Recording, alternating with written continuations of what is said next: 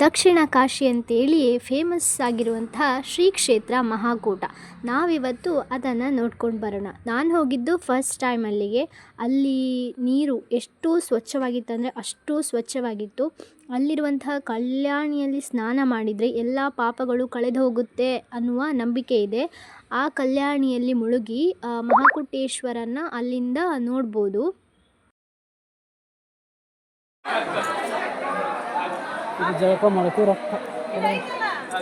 ಅಲ್ಲಿ ಹಲವಾರು ದೇವಸ್ಥಾನಗಳು ಇದ್ದವು ಅಕ್ಕಪಕ್ಕದಲ್ಲಿ.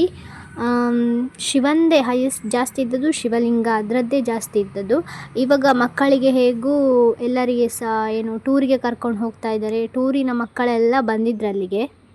ಇಲ್ಲಿನ ದೇವಸ್ಥಾನದ ಕೆತ್ತನೆಯನ್ನು ನೋಡಿದಾಗ ನಾನು ಹಿಸ್ಟ್ರಿ ಓದ್ತಿರುವಾಗ ನಮ್ಮದು ಸರ್ ಕರ್ನಾಟಕದ ಇತಿಹಾಸದ ಬಗ್ಗೆ ಹೇಳ್ತಿರುವಾಗ ಇದನ್ನೆಲ್ಲ ವಿವರಿಸ್ತಾ ಇದ್ದರು. ಅದೆಲ್ಲ ನನಗೆ ಒಂದು ಸತಿಗೆ ಕಣ್ಮುಂದೆ ಬಂದೋಯ್ತು. ಇಷ್ಟೆಲ್ಲ ವೈವಿಧ್ಯಮಯವಾಗಿ ನಮ್ಮ ಕರ್ನಾಟಕದಲ್ಲಿ ಈ ಥರ ಎಲ್ಲ ಕೆತ್ತನೆ ಎಲ್ಲ ಮಾಡಿದರು ಹಾಗೆಲ್ಲ ಹೇಳ್ತಿದ್ರು ನಮ್ಮದು ಸರ್. ನಾನು ಆವತ್ತು ಅಲ್ಲಿಯೇ ನೈಜವಾಗಿ ನನ್ನ ಕಣ್ಣೆದುರೇ ಅದನ್ನು ನೋಡಲಿಕ್ಕೆ ಸಾಧ್ಯ ಆಯಿತು. ಇಲ್ಲಿರುವಂತಹ ಕೆಲವು ದೇವಾಲಯ ಆಗಿರ್ಬೋದು ಅಥವಾ ಮೂರ್ತಿಗಳು ನಂದಿದು ಏನೇ ಕೆತ್ತನೆ ಆಗಿದ್ರು ಕೆಲವೊಂದೆಲ್ಲ ಏನಾಗಿದೆ, ಕಟ್ಟಾಗಿದೆ ಅರ್ಧ ಎಲ್ಲ. ಯಾಕಂತ ಹೇಳಿದ್ರೆ ದಾಳಿ ಎಲ್ಲ ಆದ ಸಂದರ್ಭದಲ್ಲಿ ಅದನ್ನೆಲ್ಲ ಅವರು ಅರ್ಧ ಎಲ್ಲ ನಾಶ ಎಲ್ಲ ಮಾಡಿದ್ರಲ್ಲ. ಸೊ ಹಾಗಾಗಿ ಕೆಲವು ಮೂರ್ತಿ ದೇವಸ್ಥಾನ ಎಲ್ಲ ಕಟ್ಟಾಗಿ ಹೋಗಿದೆ.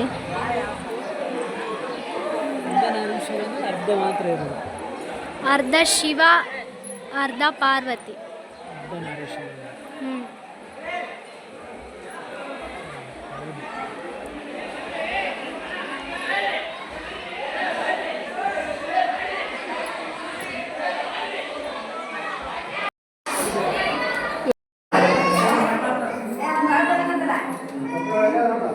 ಇಲ್ಲಿಂದಲೇ ಸ್ವಲ್ಪ ದೂರದಲ್ಲಿ ಶಿವಯೋಗಿ ಮಂದಿರ ಇತ್ತು. ಇಲ್ಲಿ ವಿಭೂತಿ ಅದನ್ನೆಲ್ಲ ತಯಾರು ಮಾಡ್ತಾರೆ ಇಲ್ಲಿ.